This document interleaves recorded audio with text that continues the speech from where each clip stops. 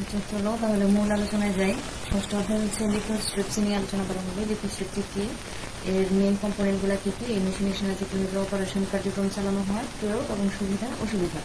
আচ্ছা, তাহলে লিথোস্ট্রিপসি হচ্ছে আসলে কি এবং কেন ব্যবহার করা হয়। যখন কোনো ধরনের অপারেশন ছাড়া, লিথোস্ট্রিপসি হচ্ছে একটা গ্রিক শব্দ যেটা কিনা পাথর, যার অর্থ হচ্ছে পাথর পেশনকারী বা পাথরকে সে ভাঙে। এবং কোনো ধরনের যদি অপারেশন ছাড়া উচ্চমাত্রা তোমার বৈদ্যুতিক যে স্ফুলিঙ্গের সৃষ্টি হয় তার মাধ্যমে যদি কিডনি তারপরে মূত্রথলি থেকে তোমার পাথরটাকে বের করে আনার যে প্রক্রিয়া সেটাকেই বলে লিথোস্ট্রিপসি। এবং এই প্রক্রিয়ার সাহায্যে সাধারণত উচ্চমাত্রার ভোল্টেজের যে ভোল্টেজ প্রয়োগের ফলে যে বৈদ্যুতিক স্ফুলিঙ্গের সৃষ্টি হয় তার মাধ্যমে শক ওয়েভ তৈরি করে কিডনির ভিতরে যে পাথর বা তোমার মূত্রথলিতে যে পাথর থাকে সেই পাথরের উপরে মেনলি ফোকাস করা হয় প্রথমে, এবং ইলেকট্রিক শক ওয়েভটা কেবলমাত্র ওই পাথরটাকেই ভেঙে ফেলতে ব্যবহার করা হয়। এবং এটা প্রয়োগের সময় শরীরের অন্য কোনো অর্গানে কোনো ধরনের ক্ষতি হয় না, শুধুমাত্র পাথরটাকে ভেঙে বের করে নিয়ে আসার জন্যই এই বাইরে থেকে একটা এক্সটার্নাল প্লাস্টিক নলের মাধ্যমেও বের করে নিয়ে আসা যায়। আবার এটা তোমার প্রস্রাব আকারেও কয়েকদিনের ভিতরে দেহ থেকে বের হয়ে যায়। এখন কোনো কারণে যদি পেশেন্টের ওয়েট খুব বেশি থাকে, ওজন বেশি থাকে বা হাড়ে কোনো সমস্যা থাকে, এবং যারা প্রেগনেন্ট মহিলা তাদের ক্ষেত্রে এই লিথোস্ট্রিপসি পদ্ধতিটা প্রয়োগ করা হয় না। অর্থাৎ এটা একটা নন ইনভাসিভ পদ্ধতি, চিকিৎসা পদ্ধতি, যেটা কিনা মেশিন দ্বারা উৎপাদিত একটা আল্ট্রাসাউন্ড ব্যবহারের মাধ্যমে কিডনির ভিতরে যে পাথরটা থাকে সেই পাথর বা পিত্তথলিকে পাথরটাকে ছোট ছোট টুকরাতে বিভক্ত করে থাকে এই লিথোস্ট্রিপসিটা। যে আল্ট্রাসাউন্ড শক ওয়েভ প্রদান করা হয় এই পাথরের উপরে কিডনির যে স্টোনটা থাকে, এবং সেটা এই বড় এই আকৃতির এই স্টোনটা ছোট ছোট স্মল পিসেস আকৃতির স্টোনে রূপান্তরিত হয় এবং সেটা পরবর্তীতে মূত্র আকারে বের হয়ে যায় দেহ থেকে। আচ্ছা, এখন হচ্ছে ESWL কি, আসলে শক ওয়েভগুলো আসলে ফোকাসিং করতে ব্যবহার করা হয় একটা পাথরকে ছোট ছোট টুকরা করার জন্য, এবং এই শক ওয়েভগুলো হচ্ছে অ্যাকোস্টিক পালস। এবং 1980 সালে সাধারণত এই ডর্নিয়ারের সাথে এই পদ্ধতিটার সাথে আমাদের পরিচয় করান, যেটা কিনা একটা সুপারসনিক বিমান কোম্পানি ছিল। লিথোস্ট্রিপসির হিস্ট্রিটা আসলে কি, ফরাসি সার্জন এবং ইউরোলজিস্ট জেন সেভিয়ের 1832 সালে একটা অস্ত্রোপচারের যন্ত্র আবিষ্কার করেছিল, এবং এই লিথোস্ট্রিপসিটা পরবর্তীতে ডেভেলপড হয় এবং প্রতিস্থাপিত হয় চিকিৎসা কার্য শুরু করে 1980 সাল থেকে। এবং এই 1980 সালে ESWL এই বিমান কোম্পানি তোমার প্রথম কিডনি পাথরে ব্যবহার করা হয়, কিডনি অপসারণ করার জন্য তোমার পাথরে ব্যবহার করা হয়। এবং ইলেকট্রোহাইড্রোলিক এই লিথোস্ট্রিপসি পদ্ধতিটা চালু হয়েছিল 1975 সালে। লেজার লিথোস্ট্রিপসিটা তোমার চালু হয় 1980 সালে।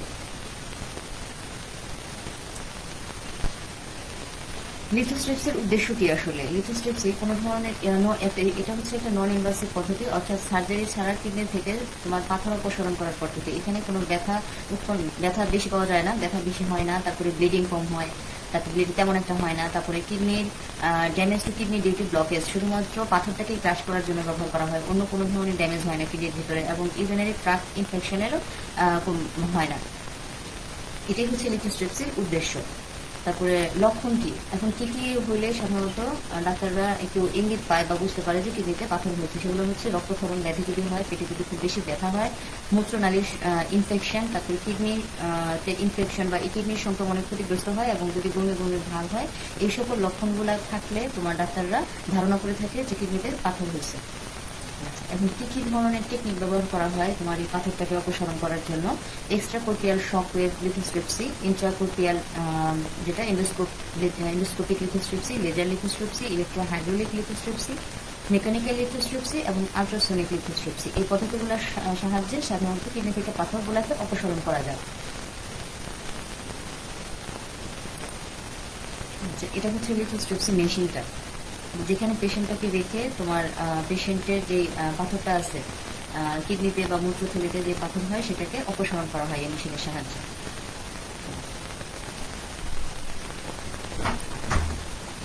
লিথোস্ট্রিপসির মেইন কম্পোনেন্ট, লিথোস্ট্রিপসির মেইন কম্পোনেন্টগুলোর মধ্যে আছে এই শক ওয়েভ জেনারেটর, একটা ফোকাসিং সিস্টেম, একটা কাপলিং সিস্টেম এবং একটা ইমেজিং অথবা লোকালাইজেশন ইউনিট।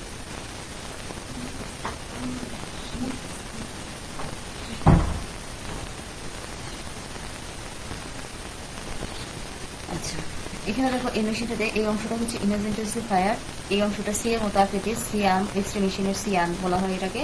এখানে হচ্ছে থেরাপি হেড, এই অংশটা থেকে থেরাপি দেওয়া হয়, শক ওয়েভ দেওয়া হয় তোমার আল্ট্রাসাউন্ড উৎপন্ন করার মাধ্যমে। এটা হচ্ছে এক্সরে টিউব, এই অংশটা হচ্ছে কন্ট্রোল প্যানেল, যেখান থেকে কোন জায়গায় তোমার অপারেশন করা হবে, মানে সম্পূর্ণ মেশিনটাকে নিয়ন্ত্রণ করা হয়। কন্ট্রোল কম্পিউটার মনিটর, এখান থেকে দেখা যায় যে কোথায় হচ্ছে অপারেশন বা পজিশনটা কি অবস্থায় আছে স্টোনটার। আর ফ্লুরোস্কোপি এক্সরে ইমেজিং, লাইভ এক্সরে দেখানো হয়, লাইভ এক্সরে অবস্থানটা দেখানো হয় এখানে। একটা শকওয়েভ জেনারেটর হচ্ছে তোমার এই শকওয়েভের জেনারেটরটা আসলে একটা উপবৃত্তাকার জ্যামিক টেকনিকের উপর ডিপেন্ড করে কাজ করে এই শকওয়েভটা। এবং এই শকওয়েভের প্রথম বিন্দুটা হচ্ছে তোমার এই বৃত্তকে কেন্দ্র করে উৎপন্ন হয়, এবং দ্বিতীয় যে ফোকাল বিন্দুটা থাকে সেটা সাধারণত পেশেন্টের ভিতরে থাকে। এইখানে মূলত যে শকটা প্রয়োগ করা হয়, সেই শকটা এই পেশেন্টের দ্বিতীয় ফোকাল বিন্দুতে কেন্দ্রীভূত করা হয়। এবং এই শক ওয়েভগুলো সাধারণত ইলেকট্রোহাইড্রোলিক, পিজোইলেকট্রিক এবং ইলেকট্রোম্যাগনেটিক পদ্ধতির মাধ্যমে উৎপন্ন হয়। এরপরে হচ্ছে ফোকাসিং সিস্টেম। ফোকাসিং সিস্টেমটা হচ্ছে এই লিথোস্ট্রিপসি মেশিনটাতে উৎপন্ন যে শকওয়েভগুলো হয় সেগুলো একটা নির্দিষ্ট বিন্দুতে ফোকাস করার প্রয়োজন হয়, এবং এই ফোকাসিং সিস্টেমের মাধ্যমে পাথরটাকে পাথরের উপরে, মানে পেশেন্টের যেখানে পাথর আছে সেই পাথরের উপরে এই উৎপন্ন শকওয়েভটাকে একটা পাথরের নির্দিষ্ট বিন্দুতে কেন্দ্রীভূত করা হয়, এবং পাথরটাকে চূর্ণ বিচূর্ণ করার, সেটা পাথরটাকে চূর্ণ বিচূর্ণ করে ফেলে। এবং এই ইলেকট্রোহাইড্রোলিক সিস্টেমের নীতির উপর ডিপেন্ড করে মূলত এটা কাজ করে থাকে। এবং স্পার্ক গ্যাপ ইলেকট্রোড থেকে মূল শক্তিটা উপবৃত্তাকার ভাবে তোমার নির্দেশিত হয়ে থাকে। আর আরেকটা হচ্ছে 3 নাম্বার কাপলিং সিস্টেম। এই কাপলিং সিস্টেমটা হচ্ছে তোমার শকের জেনারেটর থেকে যে পরিমাণে শক্তি তৈরি হয় সেটা স্কিনের ভিতরে, স্কিন সারফেস থেকে উৎপন্ন প্রেশার, তোমার পেশেন্টের স্কিন থেকে যে প্রেশারটা তৈরি হয় সেটা টিস্যুর মধ্য দিয়ে পাথর পর্যন্ত পৌঁছায়, টিস্যুর ভিতর দিয়ে পাথর পর্যন্ত পৌঁছায়। এবং কাপলিং পৌঁছানোর জন্য, এই শকটা পৌঁছানোর জন্য একটা শক্তির প্রয়োজন হয়। এবং পেশেন্টের যে স্কিন থাকে সেটার সাথে একটা এয়ার ফ্রি সংযোগের ব্যবস্থা থাকে এখানে, যেটা কিনা এয়ার ওয়াটার কুশন ব্যবহার করা হয়। এখানে একটা পানির ব্যবহারের ব্যবস্থা আছে, ওয়াটার কুশন, নেক্সট পেজে দেখাবো। আর সেকেন্ড 4 নাম্বার হচ্ছে একটা ইমেজিং এবং লোকালাইজেশন ইমেজের ব্যবস্থা থাকে, যেটা কিনা পাথরটাকে তোমার স্থানীয়করণের জন্য সাধারণত 2টা পদ্ধতি ব্যবহার করা হয়। একটা হচ্ছে ফ্লুরোস্কোপিক পদ্ধতি এখানে, আরেকটা হচ্ছে আল্ট্রাসাউন্ড পদ্ধতি। এবং রেনাল এবং ইউটেরাল যে ক্যালকুলাস থাকে সেগুলোকে শনাক্ত করার জন্য সাধারণত এই ফ্লুরোস্কোপিক সিস্টেমটা খুবই উপযোগী।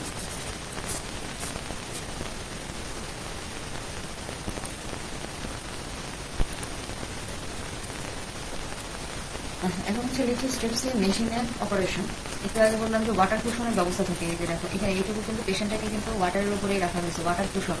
এখান থেকে শকওয়েভ জেনারেটর থেকে তোমার উচ্চমাত্রার সিগন্যাল উৎপন্ন হয়, আল্ট্রাসাউন্ড সিগন্যাল উৎপন্ন হয়, সিগন্যাল উৎপন্ন হয়ে শক ওয়েভগুলা শুধুমাত্র ওই কেন্দ্রীভূত হয় ওই পেশেন্টের যে কিডনি স্টোনটা থাকে সেই স্টোনের ভিতরেই এই শক ওয়েভগুলা কেন্দ্রীভূত হয়। এবং এই পেশেন্টটাকে একটা ওয়াটার কুশনের ভিতরে রাখা হয়, এবং এটা হচ্ছে তোমার বিম ফোকাস করা হয়েছে তোমার কিডনি স্টোনের ভিতরে, আর এটা ফিল আপ করা আছে ওয়াটার, পানির দ্বারা পরিপূর্ণ করা অবস্থায় থাকে। আচ্ছা, এখন লিথোস্ট্রিপসি মেশিনের কার্যপ্রণালী বর্ণনা। পেশেন্টকে মূলত আসলে রাখা হয় একটা টেবিলের উপরে, এই আল্ট্রাসাউন্ড শকওয়েভ সোর্সের সাথে, আল্ট্রাসাউন্ড টেবিলের উপরে রেখে, এটা টেবিল, এই টেবিলের উপরে রেখে আল্ট্রাসাউন্ড এই শকওয়েভের সাথে সোর্সের সাথে কাপড় করা অবস্থায় রাখানো হয়। এবং একটা ওয়াটার কুশন সিস্টেমের ব্যবস্থা থাকে, পানিতে ডুবানো অবস্থা থেকে ওয়াটার কুশন সিস্টেমের ব্যবস্থা।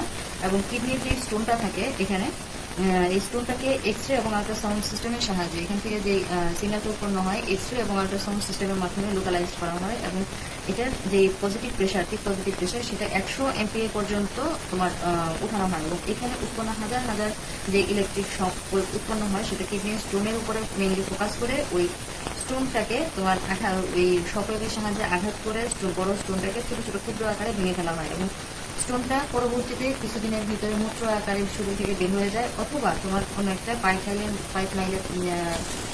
পাইপের মাধ্যমে দেহ থেকে অপসারণ করার ব্যবস্থা করা হয়। এই হচ্ছে লিথোস্ট্রিপসি মেশিনের অপারেশন।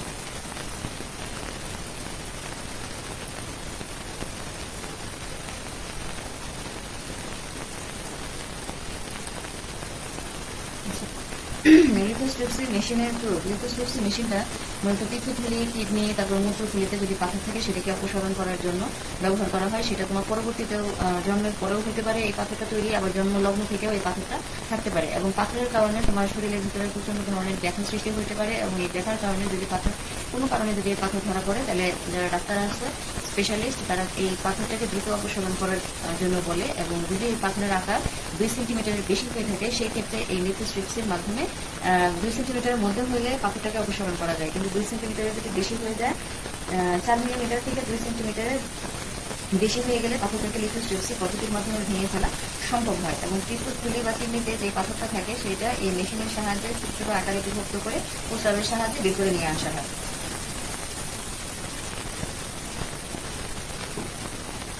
আচ্ছা, এই মেশিনের সুবিধাটা আসলে কি, এটা একটা নন সার্জিক্যাল প্রসিডিওর, তোমার কাটাছেঁড়া বা অপারেশন করার কোনো ধরনের প্রয়োজন নাই।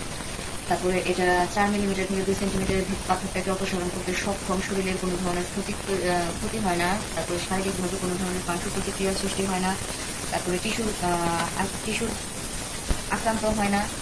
আর অসুবিধা হচ্ছে তোমার অনেক যদি বড় হয়, পাথরটা আকৃতিতে বড় হয়, 2 সেন্টিমিটারের বেশি হয়, তাহলে সেই ক্ষেত্রে পাথরটাকে অপসারণ করা যায় না শরীর থেকে। তারপরে ওয়েট বেশি, তারপরে প্রেগনেন্ট মহিলা, হাড়ের সমস্যা, রক্তক্ষরণজনিত সমস্যা থাকলে তোমার এই লিথোস্ট্রিপসি অপারেশনটা করা যায় না। এখন কোনো সমস্যা থাকলে আমাকে জানিও কমেন্টস বক্সে। আমরা 7ম অধ্যায়ে চলে যাই। 7ম অধ্যায় হচ্ছে ল্যাপারোস্কোপি।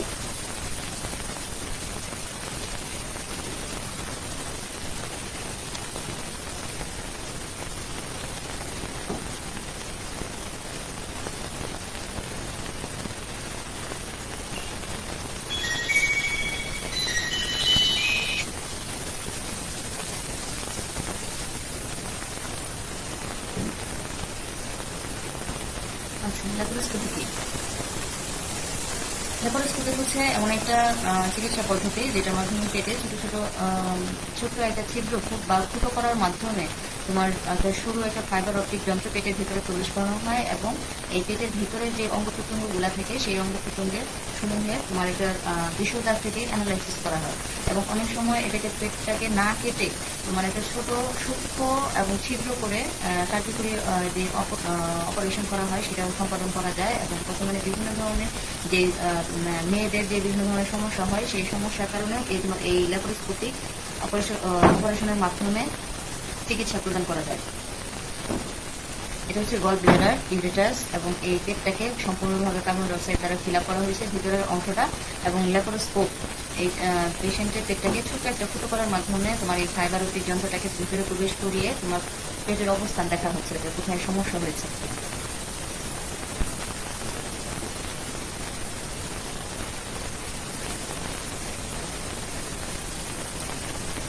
এখন দেখো রোবোটিক সার্জারিটা আসলে কি। এটা রোবোটিক সার্জারিটা আসলে সার্জিক্যাল রোবট ইউজ করা হয়, যেটা কিনা একটা কম্পিউটার নিয়ন্ত্রিত, এবং সার্জিক্যাল যন্ত্রের অবস্থান এবং ম্যানিপুলেশনে সহায়তা করার জন্য প্রোগ্রাম করা হয়। সার্জিক্যাল রোবোটিক্স সাধারণত ল্যাপারোস্কোপিতে খোলা অস্ত্রোপচার পদ্ধতির পরিবর্তে ব্যবহার করা হয়। এবং 1980 সালের দিকে এই ল্যাপারোস্কোপির যে সীমাবদ্ধতাটা ছিল সেটা দূর করার জন্যই মূলত এই সার্জিক্যাল রোবটটা তৈরি করা হয়েছিল। রোবট সাহায্য করার জন্য ল্যাপারোস্কোপিক সার্জারিতে সর্বনিম্ন যে আক্রমণাত্মক যে অস্ত্রোপচারের সমস্ত ধরনের সুবিধা থাকে রোবোটিক সার্জারিতে, যার ভিতরে কম পোস্ট অপারেটিভ ব্যথা হয় এবং ছোট এবং সম্ভবত আরও বেশি কসমেটিকভাবে আকর্ষণীয় করা যায়, এবং হাসপাতালে সেটা স্বল্প সময় থাকে আর কি চিকিৎসা কার্য অপারেশন সম্পাদন করার পরে পেশেন্ট, এবং পুনরুদ্ধারের জন্য কম সময় প্রয়োজন। পেশেন্টের অপারেশন করার পরে পেশেন্টের সুস্থ হইতে সময় কম প্রয়োজন লাগে, সময় কম হয় দরকার হয়, এবং এটা সে নিজে দ্রুত সে স্বাভাবিক জীবনে ফিরে যেতে পারে। এবং প্রাইমারি লেভেলে সাধারণত এই রোবোটিক যে পদ্ধতিগুলো ছিল সেগুলো প্রায়শই একটা উন্নত ল্যাপারোস্কোপিক দক্ষতার সাথে তোমার সার্জনদের দ্বারা সঞ্চালিত হয়ে ছিল। এবং ভিঞ্জি রোবট, যেহেতু ভিঞ্জি রোবটগুলো হচ্ছে এক ধরনের রোবোটিক সার্জিক্যাল প্ল্যাটফর্ম, যেগুলো কিনা মার্কিন বিভিন্ন ধরনের ইউএস ফুড এবং ড্রাগ অ্যাডমিনিস্ট্রেশনের কর্তৃক গাইনোকোলজিক্যাল সার্জারিতে ব্যবহার করার জন্য অনুমোদিত হয়েছিল। তাই সমস্ত স্তরের যে সার্জনদের দক্ষতার সাহায্যে এই গাইনোকোলজিতে তোমার রোবট সহায়তাযুক্ত ল্যাপারোস্কোপিক পদ্ধতিগুলো দ্রুত গ্রহণ করা হয়েছে। এবং সার্জারিতে এই রোবটগুলো গ্রহণে বাধাগুলোর মধ্যে রয়েছে ব্যয়, চিকিৎসক এবং নার্সদের প্রশিক্ষণের প্রয়োজনীয়তা, এবং উচ্চমানের তথ্যের অভাব। কনভেনশন প্রচলিত এই ল্যাপারোস্কোপিক সার্জারিতে সাধারণ নীতিগুলো হচ্ছে যেরকম ল্যাপারোস্কোপিক যে সার্জারি করা হয় সেটা ব্যবহৃত পেটে প্রবেশের কৌশলটা জানা প্রয়োজন, এবং সিঙ্গেল পোর্ট ল্যাপারোস্কোপিক যেরকম দেখা যায় abdominal exercise techniques used in laparoscopic surgery এবং section in signal incision surgery.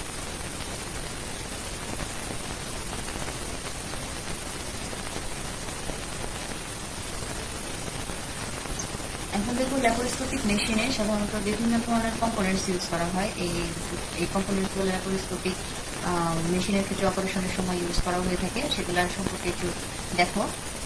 মেশিনে বিভিন্ন ধরনের পার্টস, যেরকম বার্স নিডেল, যেটা পেটের পাতলা প্রাচীর যেখানে তোমার নাভির মাধ্যমে পেরিটোনিয়াল গহ্বরে তোমার ইয়ার বাতাস এবং কার্বন ডাই অক্সাইডটাকে স্থিত করতে ব্যবহার করা হয়ে থাকে এই ধরনের বার্স নাডেলগুলো।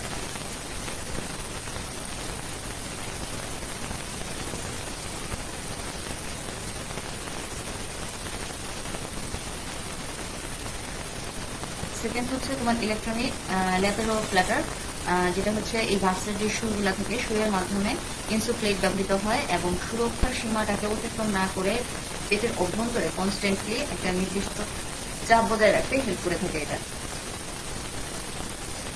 তারপরে ট্রোকার্স, এগুলোকে বলে ট্রোকার্স, যেটা আন্তঃপেরিটোনিয়াল গহ্বরের ভিতরে এক্সপ্রেসের সাহায্যে অন্যান্য যন্ত্রপাতিগুলাকে ভিতরে প্রবেশ করতে হেল্প করে থাকে এবং ব্যবহৃত ট্রোকারটি নির্বাচিত টেলিস্কোপের ব্যাসের সাথে তোমার সমন্বয় করে তারপরে ইউজ করা হয়। তারপরে ট্রোকার রিডিউসার, এগুলো হচ্ছে ট্রোকার রিডিউসার বিভিন্ন ব্যাসের ট্রোকার রিডিউসার। এখানে দেখানো হচ্ছে A type, B type, C type, D type, বিভিন্ন রেঞ্জের, এক টাইপ পর্যন্ত।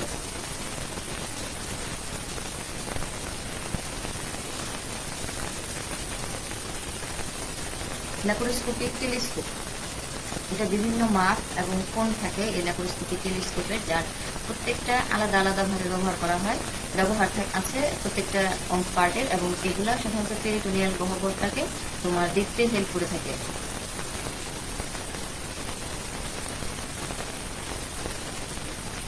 আচ্ছা, এখন ল্যাপারোস্কোপ মেশিনের এগুলো হচ্ছে ক্যামেরা ইকুইপমেন্ট এবং লাইট সোর্স।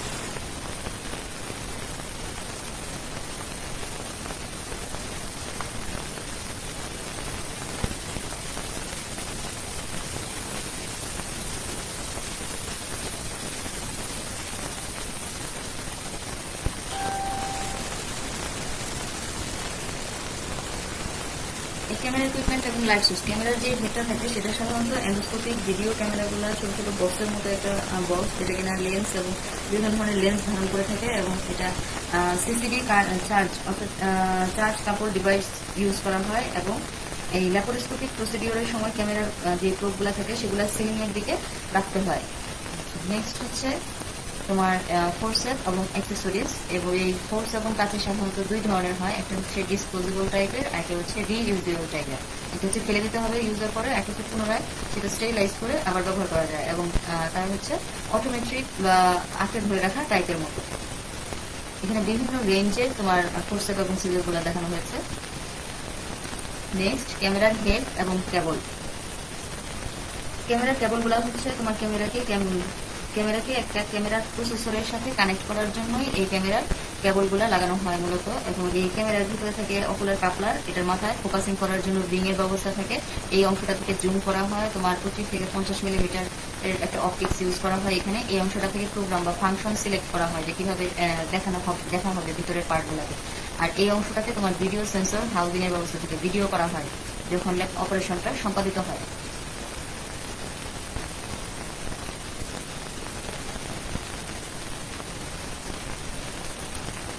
কার্ডিয়াক ট্রলি, তোমার ল্যাপারোস্কোপিক মেশিনে বিভিন্ন ধরনের পার্টসগুলোকে এই কার্ডিয়াক ট্রলির ভিতরে রাখা হয়।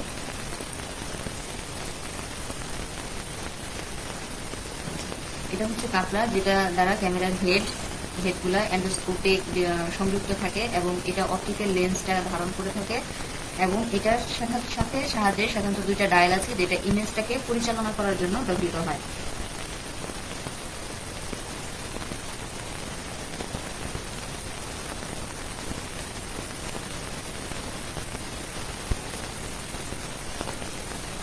এছাড়াও কিন্তু এই ক্যামেরার ভিতরে তোমার লাইট বক্সের সমন্বয় করা থাকে, লাইট সোর্স মানে লাইটটাকে সাপ্লাই দেওয়ার জন্য এবং লাইটের উজ্জ্বলতাটাকে নিয়ন্ত্রণ করা যায়। এই লাইটের ভিতরে সাধারণত তোমার জেনন এবং হ্যালোজেন ল্যাম্প ইউজ করা হয়। এবং লাইটের একটা কর্ড আছে, কর্ড, এটা হচ্ছে লাইট গাইড বা কর্ড, যেটার মাধ্যমে লাইটটাকে লাইট এন্ডোস্কোপে নিয়ে যাওয়া হয় এবং সেটি সাধারণত 7.5 থেকে 8 ফুট লম্বা হয়ে থাকে।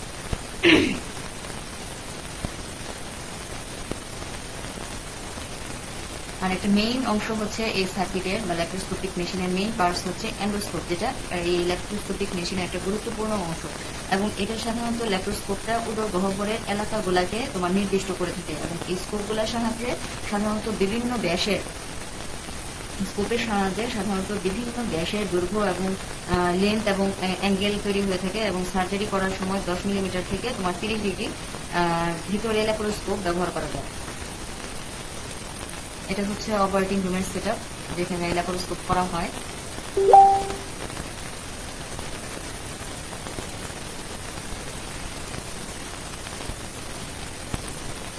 আচ্ছা, ল্যাপ্রোস্কোপিক মেশিনের অপারেশন এখানে দেখানোর ব্যবস্থা করেছি যে ডাক্তাররা যখন অপারেশন করে সেটা ভিডিও আকারে অপারেশন করার সময় দেখে। এবং এছাড়াও তোমার এই যে ম্যানিপুলেটেড টুলস এর ব্যবস্থা থাকে, ইউরেটার্স, তারপরে ল্যাপারোস্কোপ করা হয়, ল্যাপারোস্কোপ উইথ ভিডিও ক্যামেরা, যার কারণে ডাক্তাররা এখানে ভিডিও ক্যামেরাতে দেখতে পারে। এই অংশটা হচ্ছে ওভারি, তারপরে অভিডাক্টস, এই অংশটাকে বলে অ্যাবডোমিনাল ক্যাভিটি। এই অংশটা হচ্ছে অ্যাবডোমিনাল ক্যাভিটি, যেটা তোমার কার্বন ডাইঅক্সাইড দ্বারা ফিল আপ করা থাকে। আচ্ছা, এই অপারেশনটা সম্পাদন করার প্রসিডিওরটা সম্পূর্ণ করার জন্য সাধারণত ল্যাপ্রোস্কোপ নামক ছোট যন্ত্র ইউজ করা হয়। ল্যাপ্রোস্কোপি করার জন্য ল্যাপ্রোস্কোপ প্রয়োজন। এখন এই ল্যাপ্রোস্কোপি প্রসিডিওরের মাধ্যমে পেশেন্টকে প্রথমে অজ্ঞান করে নেওয়া হয় এবং পেটটার উপরিভাগে সাধারণত 5 থেকে 10 মিলিমিটার ব্যাসের একটা ছোট্ট ফুটো করে ল্যাপ্রোস্কোপ যন্ত্রটাকে পেটের ভিতরে প্রবেশ করানো হয়। প্রবেশ করে ওই ল্যাপ্রোস্কোপের সাথে তোমার অতি সূক্ষ্ম ক্যামেরা এবং লাইট সম্বলিত ডিভাইস পেটের অভ্যন্তরে প্রবেশ করানো হয় এবং পেটটাকে কার্বন ডাইঅক্সাইড দ্বারা ফিল আপ করা হয়, ফুলিয়ে নেওয়া হয়। এবং এই ক্যামেরার মাধ্যমে পেটের অভ্যন্তরীণ যে অর্গানগুলো থাকে সেই অঙ্গগুলাকে দেখা যায় এবং প্রয়োজন অনুসারে তোমার এটার ইমেজটাকে আরো বড় করে নেওয়া হয়। এবং সার্জন তার প্রয়োজন অনুসারে এই যে 5 থেকে 10 মিলিমিটারের যে ফুটো করে, সেটা ফুটো করার মাধ্যমে প্রয়োজনীয় অপারেশন সম্পাদন করে থাকে। এবং এই অপারেশন সম্পাদন করার জন্য তারা প্রয়োজন বোধে তোমার ফুট সুইচ ইউজ করা হয়, পা দ্বারা চালিত যন্ত্র ইউজ করে থাকে। এবং এই অপারেশন সম্পন্ন করার সময় তোমার যদি আল্ট্রাসনিক ডিভাইস প্রয়োজন হয়, সেক্ষেত্রে আল্ট্রাসনিক কাটিং ডিভাইসও ব্যবহার করে থাকে তারা।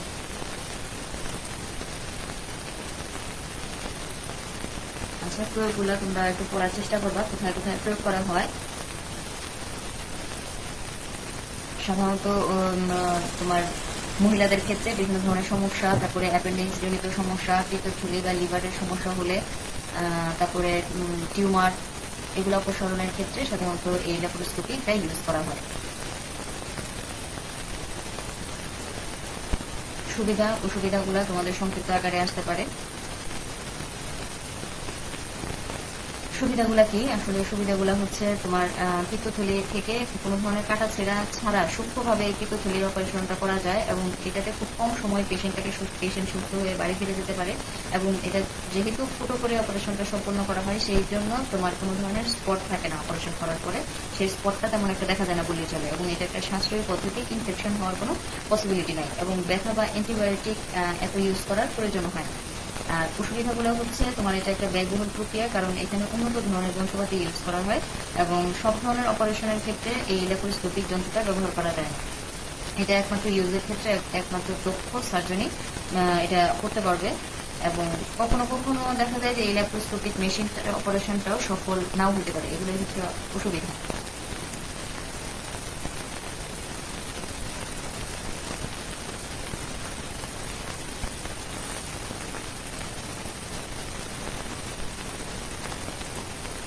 তোমরা ভালো থাকো, সুস্থ থাকো, সুন্দর থাকো, এই প্রত্যাশায় এই পর্যন্তই রাখবো। আর আশা করবো যে এই দুটো অধ্যায় সম্পর্কে তোমরা বুঝতে পেরেছ, বোঝানোর চেষ্টা করেছি। কোনো সমস্যা থাকলে আমাকে জানিও। আজকের মতো এই পর্যন্তই। আসসালামু আলাইকুম। তোমাদের সাথে দেখা হলে তারপরে আরো বিস্তারিত জানা যাবে যে কে কেমন পড়েছো, ঠিক আছে?